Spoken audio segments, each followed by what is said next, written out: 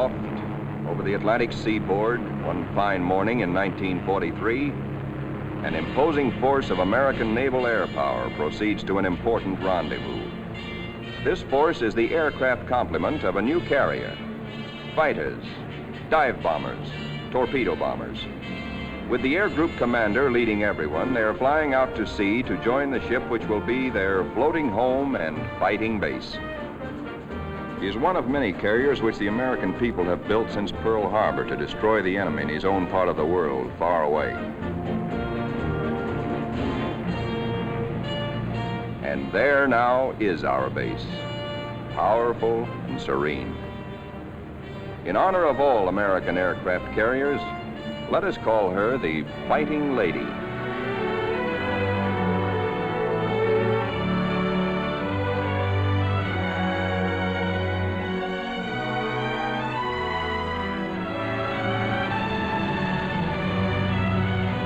Against a good solid wind with their tail hooks down, our planes come into the broad flight deck of their new home.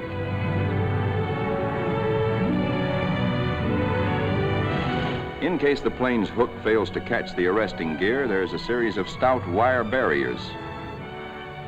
Number one man on the flight deck just now is the LSO, the landing signal officer, always a flyer himself. Like all aviators, he'd much rather be flying. Come on in and sit down. The plane is out of the groove and he waves it off. Come around another time, pilot, and we'll take you aboard.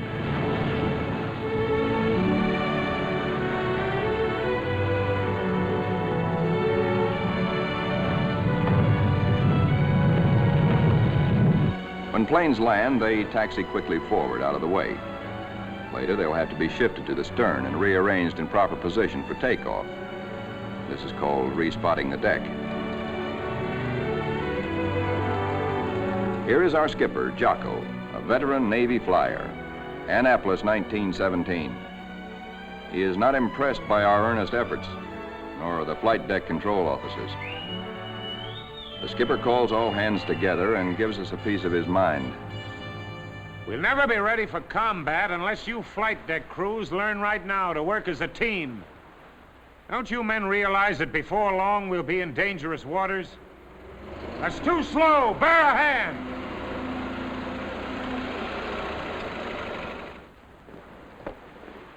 Watch out. Keep that wing clear. Get it over to starboard. Way over to starboard. Come on, get the lead out of your pants. Now, this is the way your deck should look when you're ready for action. Our ship, our Fighting Lady, is enormous, wonderful, and strange to us. From stem to stern, the entire ship is a honeycomb of watertight and flame-proof compartments. Far below the waterline are engine rooms, fire rooms, fuel tanks, magazines packed with enough assorted high explosive to blow us all to kingdom come.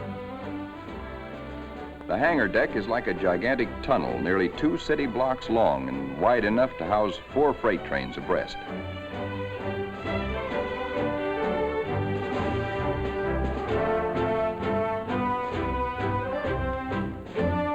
It'll take us a week, a month maybe, to learn our way around. These new surroundings are as mysterious to us as they are cold and impersonal. Our Fighting Lady is like a huge floating cave, noisy and uncomfortable.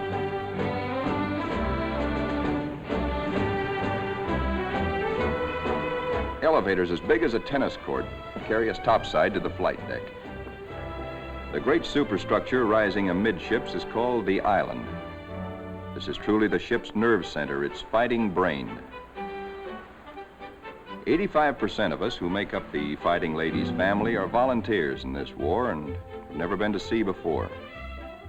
We learned our jobs theoretically in intensive training ashore. A very short while ago, we were high school boys and college kids, or bank clerks, or farm hands, or factory workers.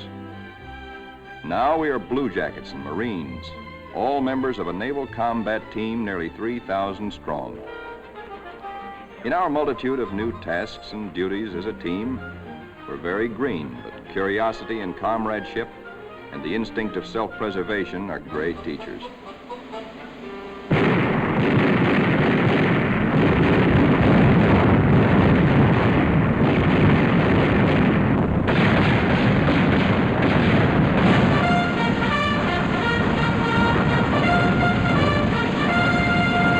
Some of us have to master the delicate and complicated instruments which control the fire of our 5-inch batteries, the guns that must defend the Fighting Lady when enemy dive bombers and torpedo planes attack.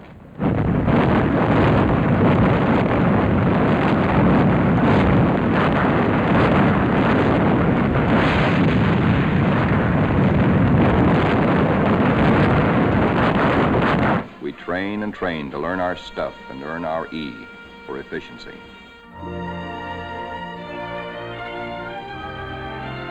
The Fighting Lady's destination is still a closely guarded secret, but no one can hide the fact that we are entering tropical waters. Our ship seems more friendly and comfortable now, and we greenhorns feel that a suntan will at least make us look like fighting sailors. Even our mascot, Scrappy, has been at sea longer than most of us.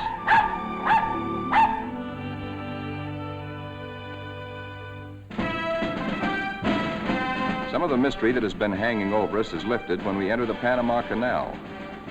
There is a lot of unprofessional nervousness about whether or not we're too big to get through the locks. By using lines instead of fenders, we do get through, as the naval constructors knew all along we would. Come on, hop aboard. We're going places. For 2 cents, I would. Do you know anybody wants to swap?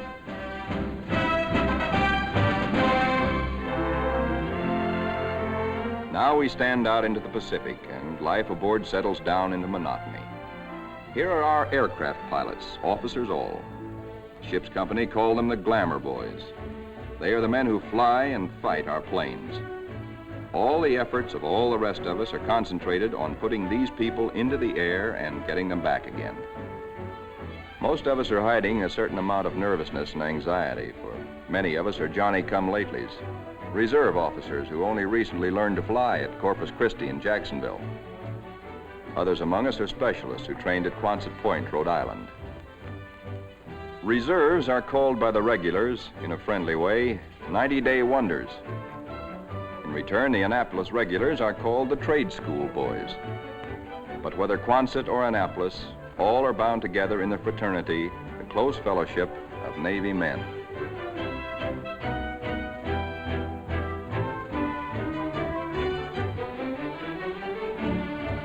Among the ship's non-commissioned personnel, almost 3,000 blue jackets and 100 Marines, the hottest shots are the air crewmen, aerial gunners, and radio men.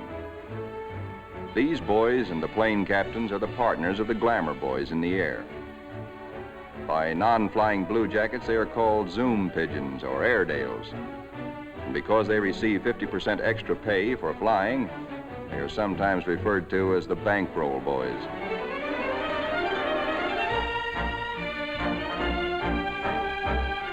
Everybody aboard ship backs up the flying group. This requires the efforts of all manner of people. Many of the jobs are far from glamorous. All the little tasks and services you find along Main Street must be performed by some members of our carrier's crew. For though the Fighting Lady is a powerful ship of war, she is also a sizable American community whose population must be supplied with all the necessities and some of the comforts of home.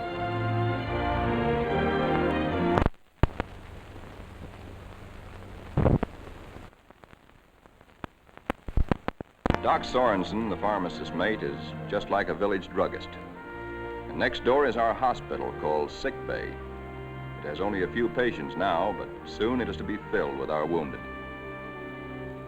Men like these who perform the humble jobs that make life aboard a fighting carrier more bearable, the barbers and the cobblers, are seldom mentioned in communiques. They all have a place in our fighting team. Weeks pass. Now we are far out into the Pacific, which is a very considerable body of water.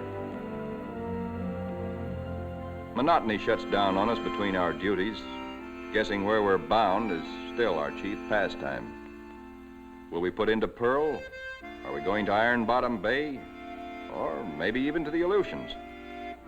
All such gossip and rumor are called scuttlebutt or drinking fountain conversation.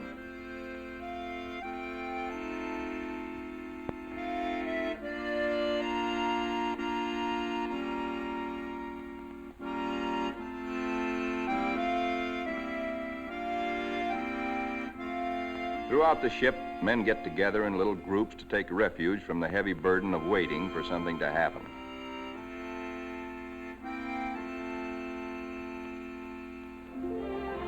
And then one day, out of nowhere, comes a fast fleet tanker, and we're refueled at sea. This tells us something. This tells us that we are not going to Pearl or any other land base for a long, long time.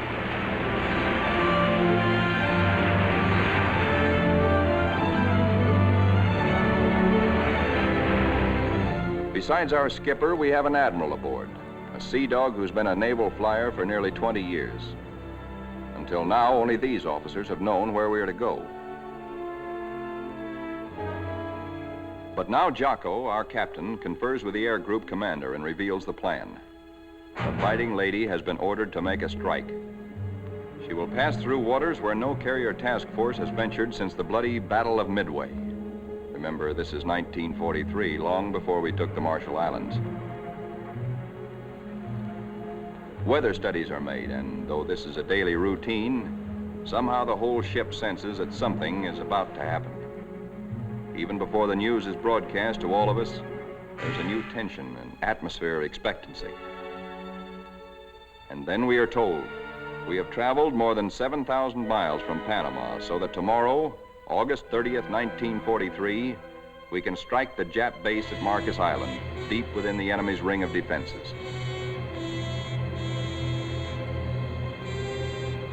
The evening before our first strike, the air group commander briefs all his pilots with maps and a model of our target. We are sticking out our necks to within 1,000 miles of Tokyo to divert the Japs' attention from other American activities far south and east of Marcus.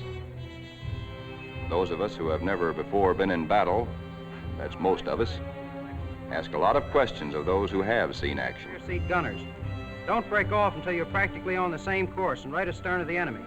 Then push over fast. Outwardly, we try to seem composed and cheerful, but a lot's going on inside our minds. We question our most inner selves. What'll it be like? How'll we take it? Will we do all right? This is the night when a lot of boys write one more letter home.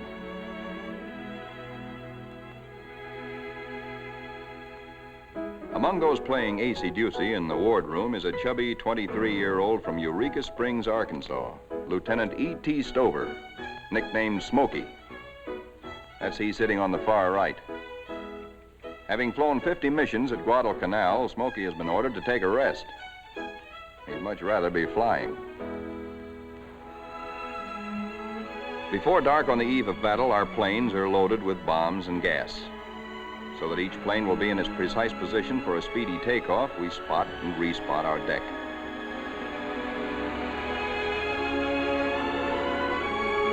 Now all is perfect. We will strike at dawn. And now GQ, General Quarters.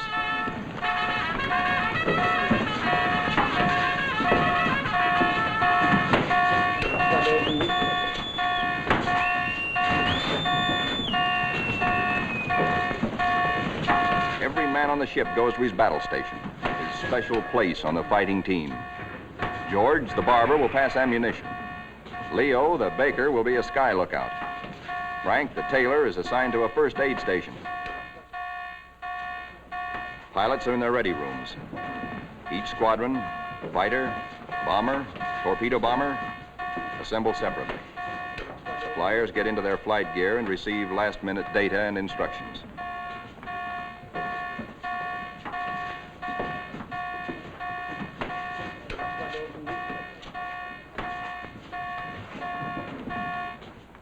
On the flight deck, our first battle dawn awaits us.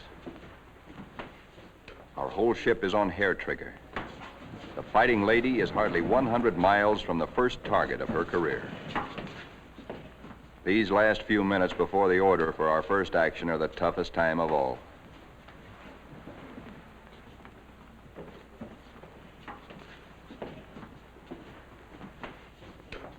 A wise man once said, war is mostly waiting.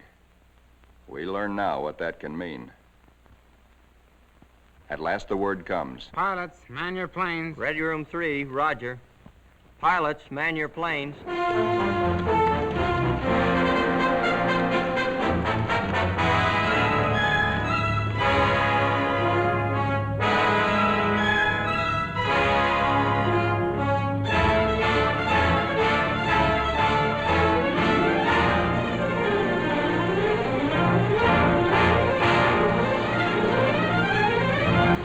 Then the bombers, heavy laden with destruction.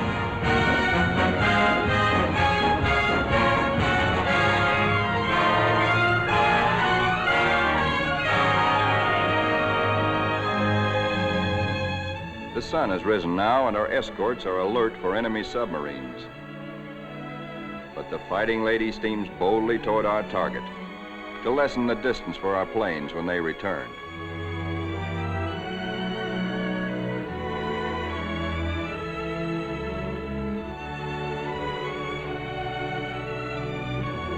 The radio plotting room is the electric eye and ear by which the Fighting Lady detects and keeps tab on all planes and ships for miles around us. Smokey, the fighting ace from Arkansas, has been put in charge of this room for our big day. Hunched among his assistants, Smokey is like a super quarterback on a super football team. He is in constant touch with our entire air group.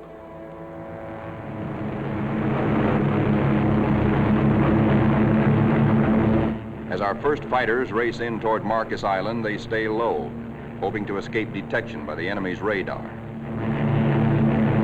Airstrips. These red balls floating up at us so lazily are anti-aircraft fire.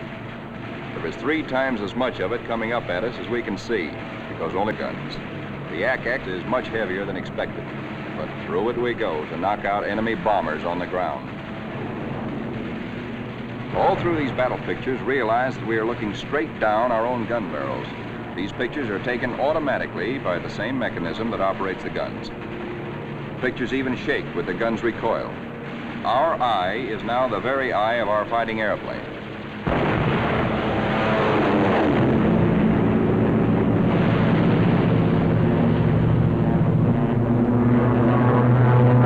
The enemy's picket boats and supply ships offshore are thoroughly strafed. No longer will these craft bring rice and sake and munitions to Marcus.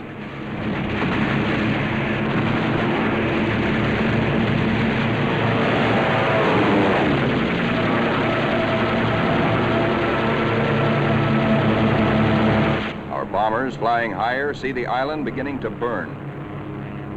A moment ago, it looked like a little jade trinket in a cobalt sea.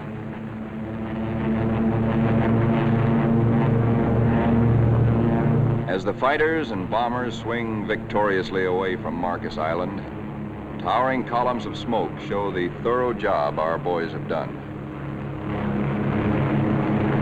Back aboard ship, Smokey is tracking the flyers with care to be sure that none is missing and that no enemy planes are trying to follow them out to our Fighting Lady.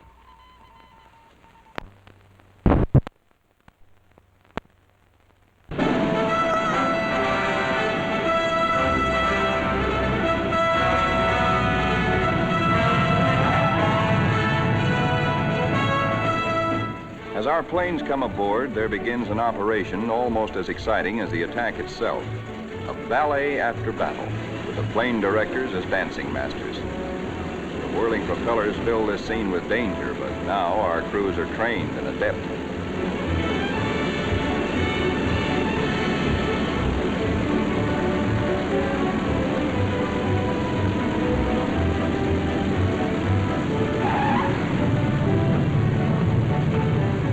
The landing signal officer performs an eloquent adagio on the Fighting Lady's stern. A warning to the rest of the cast to stay off stage until a limping member can be led out of the way.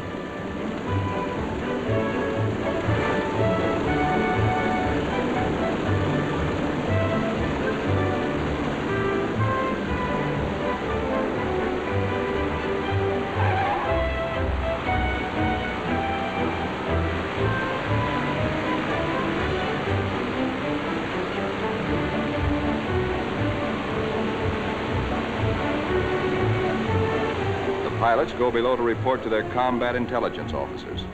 They have hot news, good news. They tell what they saw and did, how many rounds of ammunition they fired, how many bombs they dropped, what they hit, what they noticed at the target that was new and different or that may need hitting again. As the reports are added up and our combat photographers develop their pictures, the story becomes better and better. Every single Jap bomber on Marcus has been destroyed. 80% of the shore installations blasted or set afire. Hangars, radio stations, gas dumps, ammunition dumps. Marcus is now a lovely mess. In the radio plot, Smokey's worried. There are planes still up there, and he's wondering about them. They are ours, though, delayed by battle damage. Landing a shot-up plane on the carrier is a crucial test of how well-trained, how alert and steady a naval flyer is.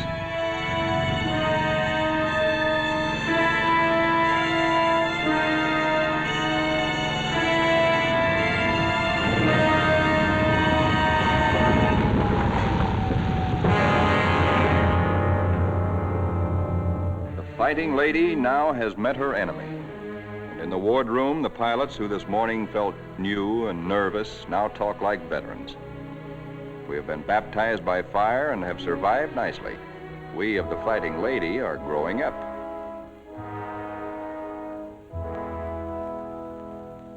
The admiral of our task force knows the overall strategy of the whole Pacific campaign: to smash straight through Japan's outer network of islands, to recapture the Philippines and land on the mainland of Asia. Thus, we will deny Japan supplies from Malaya and the Dutch East Indies and leave her far-flung island garrisons marooned. Then we will reach out and really help our ally China.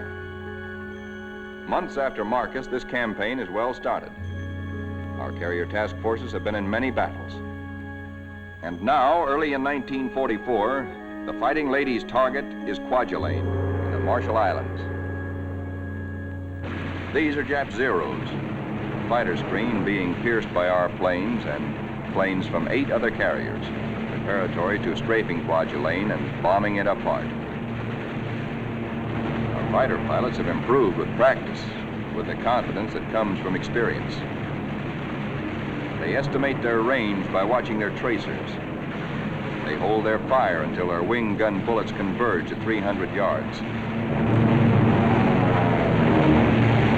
Shoot in bursts instead of in steady streams, which heat up the guns and spend ammunition.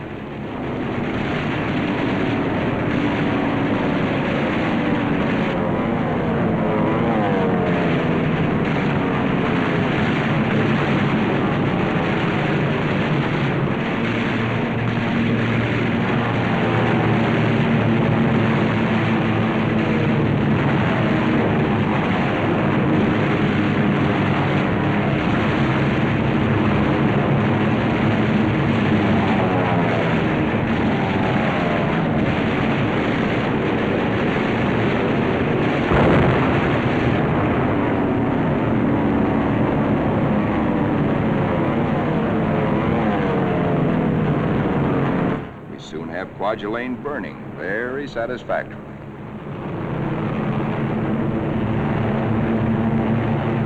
After our bombing attacks and heavy shelling by our surface ships, assault craft filled with Marines and Army hit the beaches. And very soon after that, Kwajalein is ours.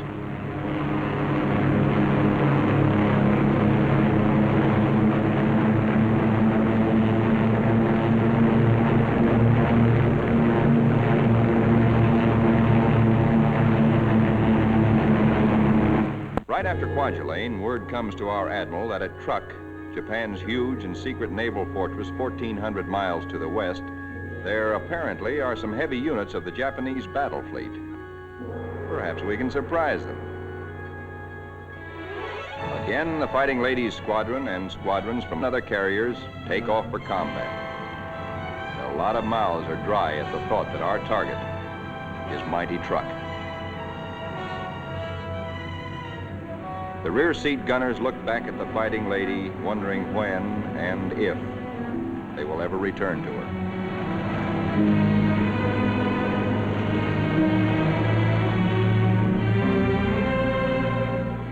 All that we know about Truck, we know from a few photographs taken by some nervy Marines on reconnaissance just 18 days ago.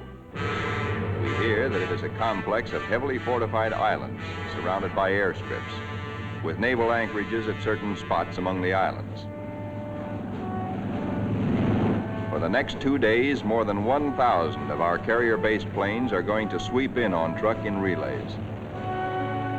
The planes appear to float gently off our bow. Actually, their airspeed is a good 70 knots.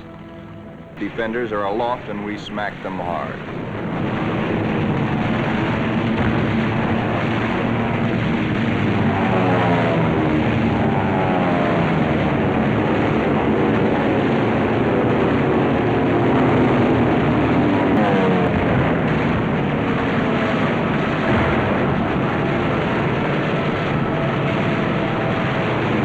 Hearts that were in men's mouths before this strike began now settle back into place and are singing once more. There's something really grand, something historic about diving in here on this place which Japan has been building and guarding jealously from all the Japanese eyes for 20 years. We dive right in low and take a good look at fighter strips, bomber bases, and seaplane ramps.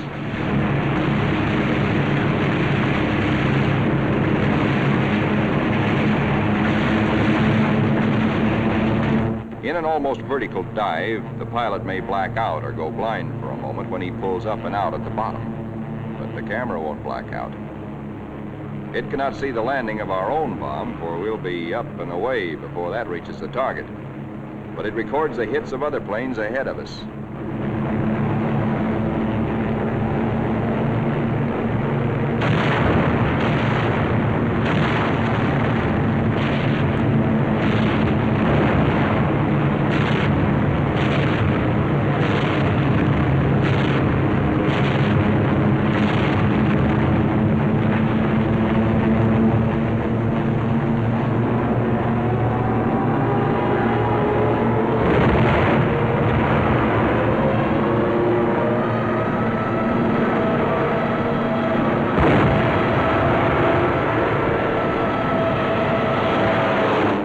To find the Jap fleet here, but most of it's gone.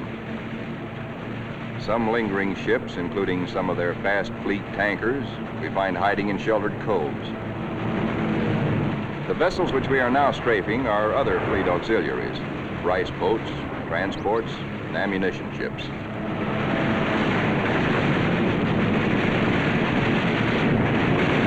With bursts of 50 caliber incendiaries and armor-piercing slugs, we set them on fire, rip them open, often wide enough to sink.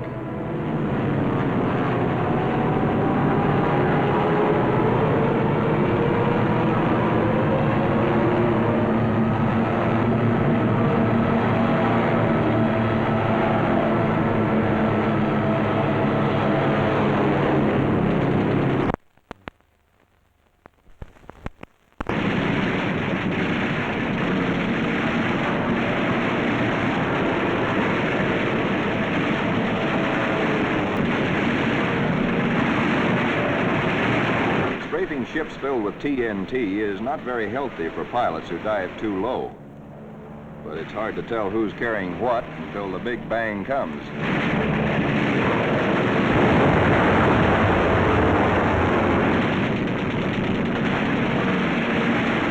Returning to the deck at 130 miles an hour with a flap shot away, all a pilot can hope to save is his own skin. Here comes our new air group commander. He's had a bit of trouble. His windshield is blotted with blood and he has to feel his way aboard. Strafing at low altitude, he took a 40-millimeter anti-aircraft burst right in the face. More than 200 wounds, and his plane a sieve. But he'll live to fly again. Some planes will not return, but others come back and land somehow, anyhow. Considering the toughness of Truck, our losses are astonishingly light. No time is lost getting casualties below.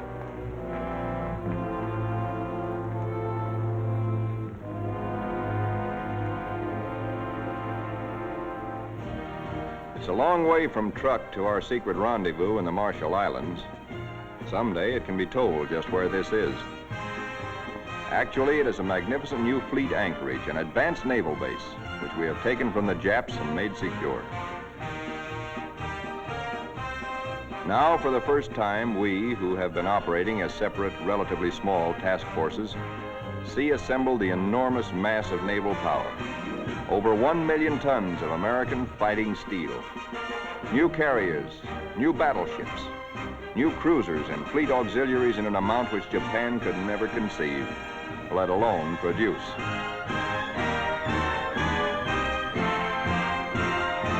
That we are able to maintain supply lines over the vast distances of the Pacific is one of the miracles of this war. In the comforting presence of so much power, we relax and refresh our battle-strained nerves. Pushing my head under. Hey, Benny, when you gonna die? Taught you to swim, hey!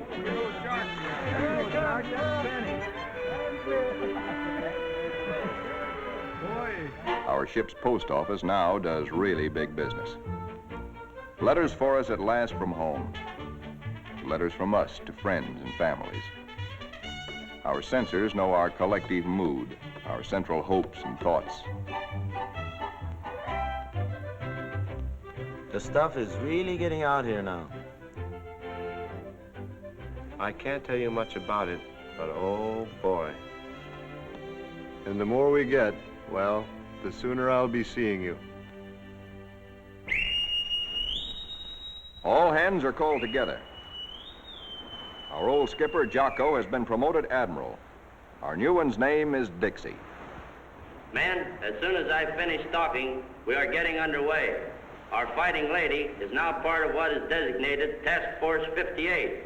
As you know, our final destination is a place called Tokyo. We'll have to fight hard to get there, but when we drop our hook at Yokohama, I'm going to throw a party. All hands are cordially invited.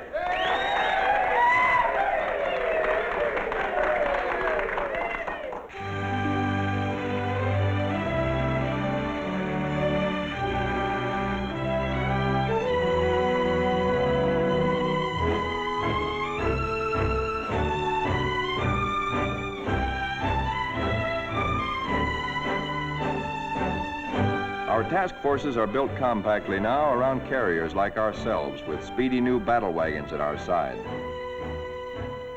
A carrier skipper never leaves the bridge at sea because carriers and their planes are the first to strike the enemy or to be struck by him.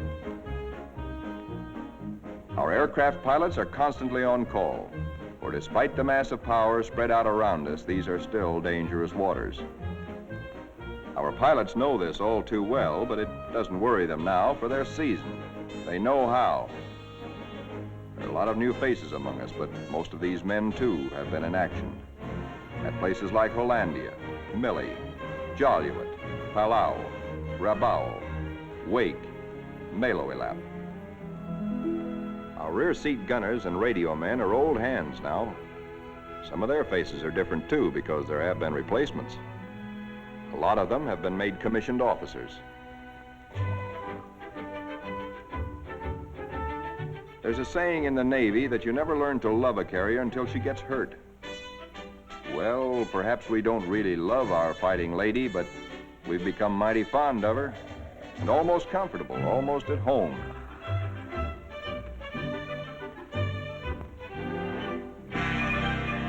Occasionally, our shipboard movies bring us that one thing we crave the most, one touch of something utterly American, one deep breath of home.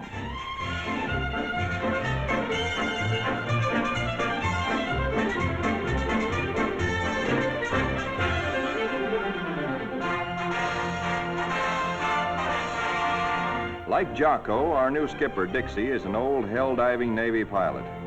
In their battle caps, he and Admiral Mitcher look like big league baseball managers. Northwest we steam, and never before in history has an ocean borne such a weight of naval power. Not at Jutland, not at Japan's proud boast Tsushima was there anywhere near the force with which we now assert that this is our ocean, this is our air, and we're seeking the Japanese battle fleet to prove it.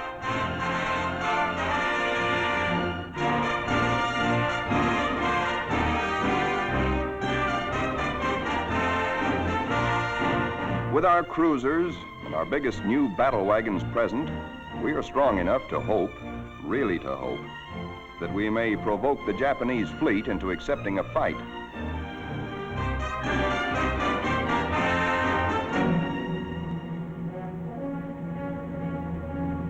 We're joined by plotting Coast Guard and Navy transports. The Marines again.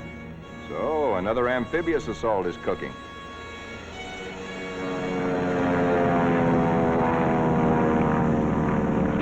Uh-oh. Our patrols have spotted an enemy search plane and are after her. She's a big bird. A 20-ton, four-motored Kawanishi seaplane, the kind we call Emily's.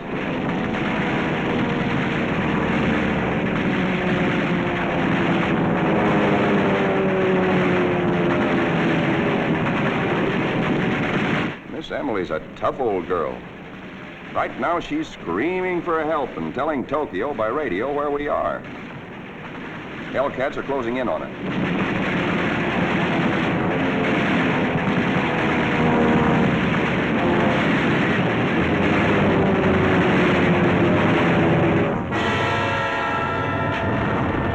So long, Emily.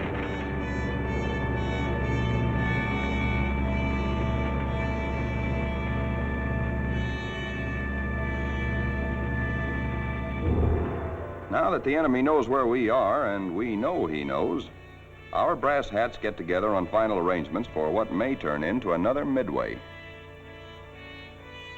Our objective, first of many in our drive through to the Philippines and China, will be the Marianas. In battles just ahead of us, we are to make good use of a multitude of weapons, special devices, and techniques which have been evolved through the 30 years since the U.S. Navy first took to the air.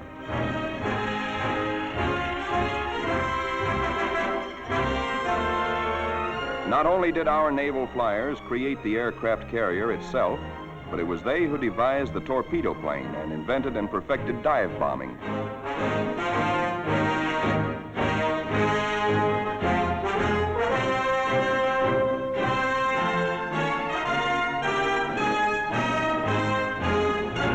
Disposed about our flight decks so that planes can be quickly armed are all manner of death-dealing objects.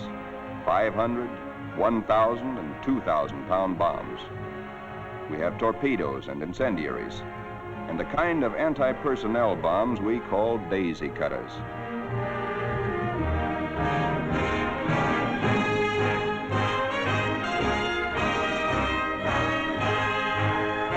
Some of our bombs are armor-piercing, some for fragmentation. Others have delayed action fuses to prolong the effect of our bombardment for hours after we have delivered it.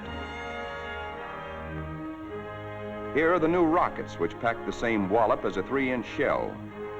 They weigh little, and because there isn't much recoil, they can be fired from planes.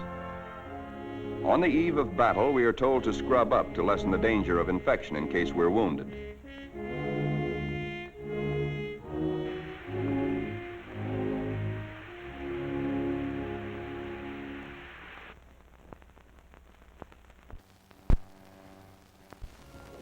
As well as our bodies, most of us prepare our souls.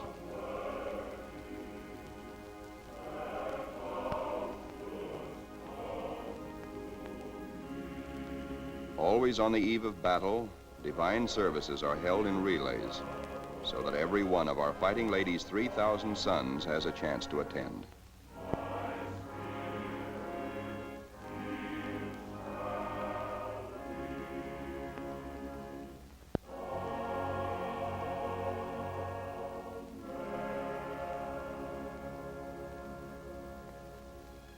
As the eve before battle lengthens, there is the usual waiting. Again, we're reminded that war is mostly waiting.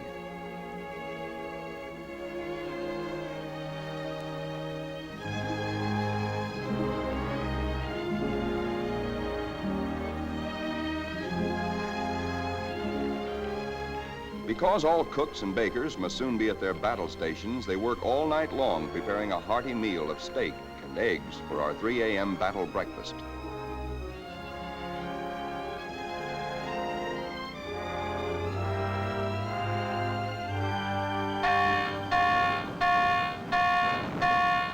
We are being attacked.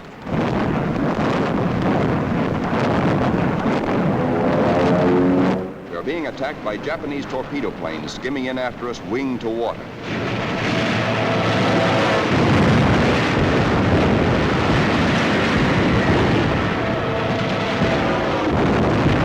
All they want is one hit on our flight deck. We have nearly 90 planes fueled and loaded with bombs, ready for the takeoff.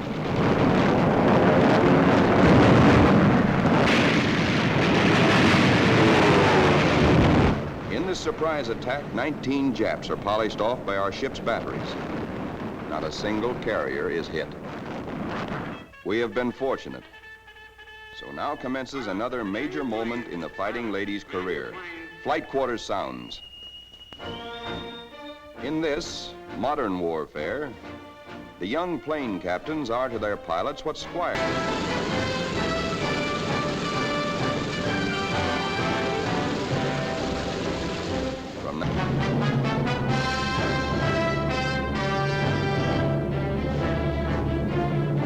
At his post and radio plot, tracking down enemy planes and cursing the luck that keeps him out of the air, Smokey chafes at being grounded on a day like this, especially when targets are juicy ones.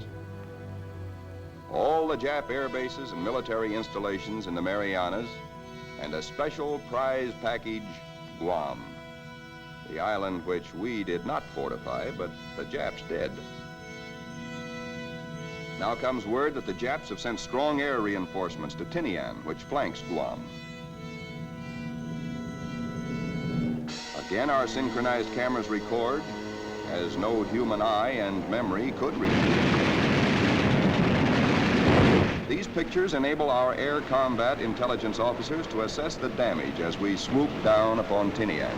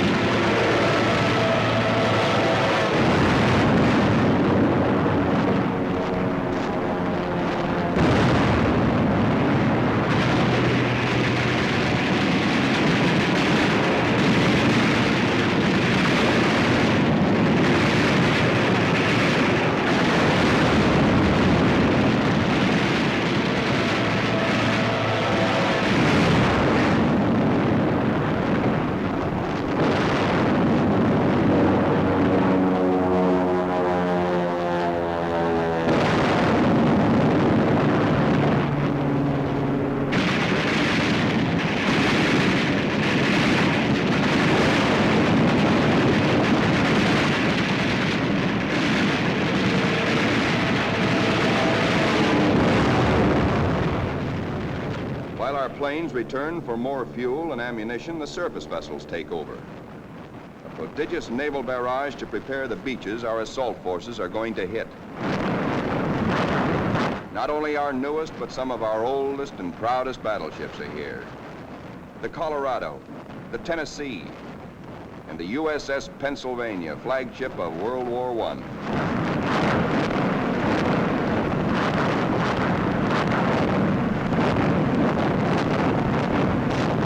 Winging home to the fighting lady, several of our planes, crippled, make a game attempt to land.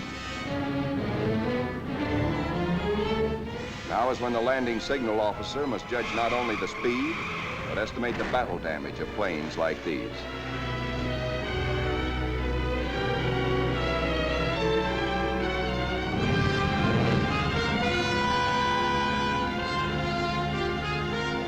And flight deck emergency crews, firefighters, rescue details, and medical corpsmen exhibit almost incredible courage.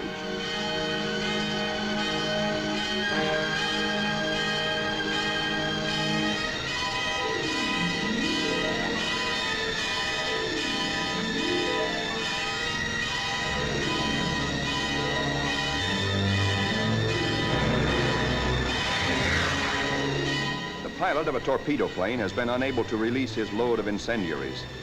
Burning thermite is spilling out at incandescent heat. In the plane's tanks remain about 75 gallons of high-octane gas. The men who brave this danger to save pilot and crew deserve every citation they get.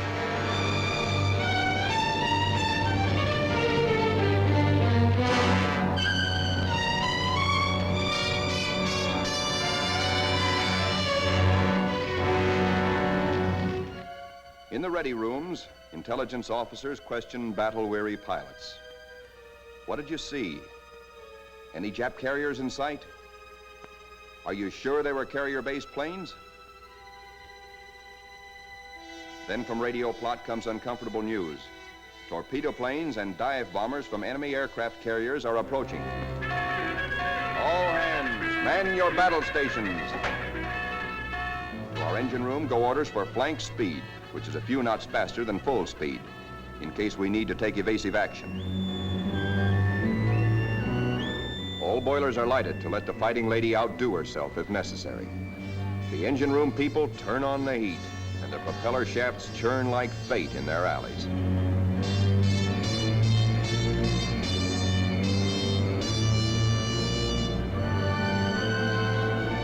The Fighting Lady leaps through the sea on her guard.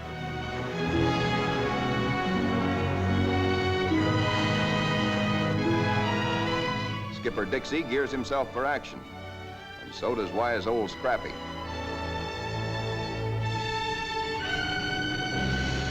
And now, here they come.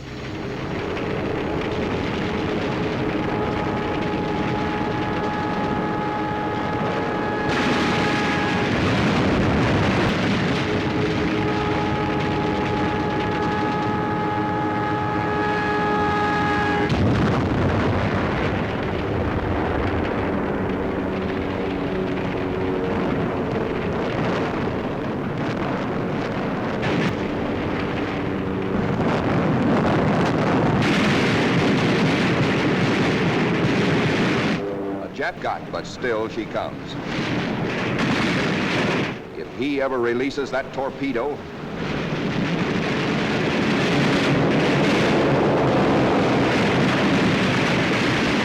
she missed us. Either the pilot was already dead or his release gear jammed.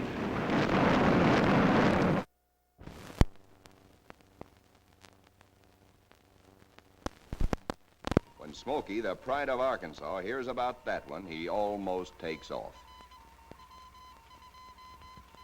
Now our reconnaissance has spotted the Japanese task forces. This is the moment we've been fighting and praying for.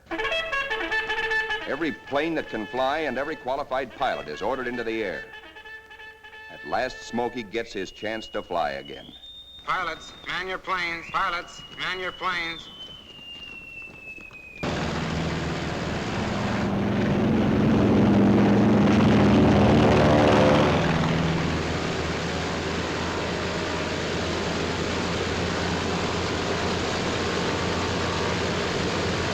Philippine trade wind is tearing down our flight deck. Our planes strain forward to rise into it. Our entire air group thunders out behind the group commander. Now our fighters run into a smoke Jap fighters, mostly Zeros, sent up to intercept our attack on the Japanese fleet. A mad aerial scramble begins, which the boys to this day still call the Marianas Turkey Shoot. 369 Jap planes are shot down in this single day, to our loss of 22. Japanese plane makers have sacrificed strength, and they have no armor plate as ours have, nor are their gas tanks self-sealing.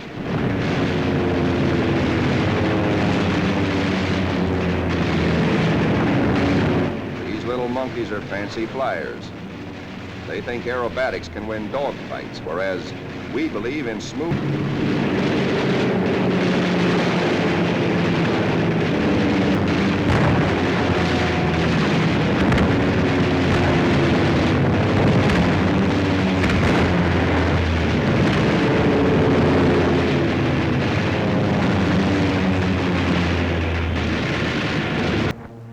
And now, at last, through a late afternoon haze from high altitude, our air combat group sights the Imperial Japanese battle fleet. These are the first pictures ever taken of a great enemy naval formation like this.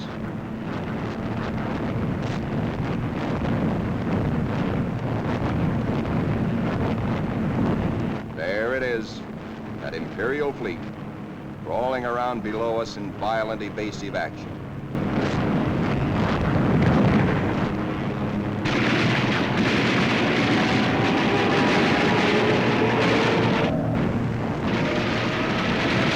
When you touch off some of these babies, just watch this one. And now we come home from the Battle of the Philippine Sea. 17 Jap warships have been sunk or severely damaged. Several of our returning planes have been badly shot up. A dive bomber comes in out of gas. He pulls off to starboard but noses over because his wheels are down.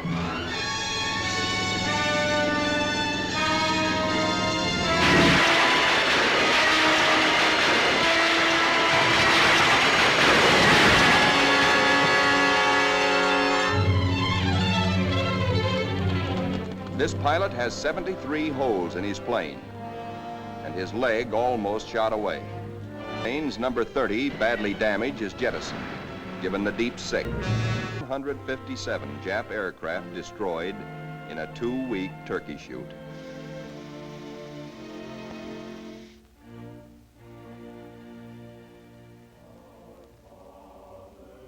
But there's another score to add up. Our own casualties. Quite a few faces are no longer with us on the Fighting Lady. Among them, Commander Upson, skipper of our torpedo squadron. Lieutenant Pappy Condit. Lieutenant John Meehan. And that fightingest gentleman, Lieutenant Smokey Stover.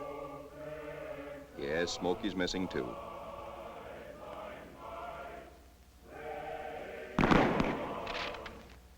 Salute them under their country's flag. For they were brave, they were gallant. Others will come forward to take their places. For the battles we have fought on the seas and in the sky are only the beginning. Still hungry for battle will steam our carrier, serene, powerful, unafraid. She and her planes will come home again someday, God grant, but not until the bitter, glorious end. For she is, and we salute her, the Fighting Lady.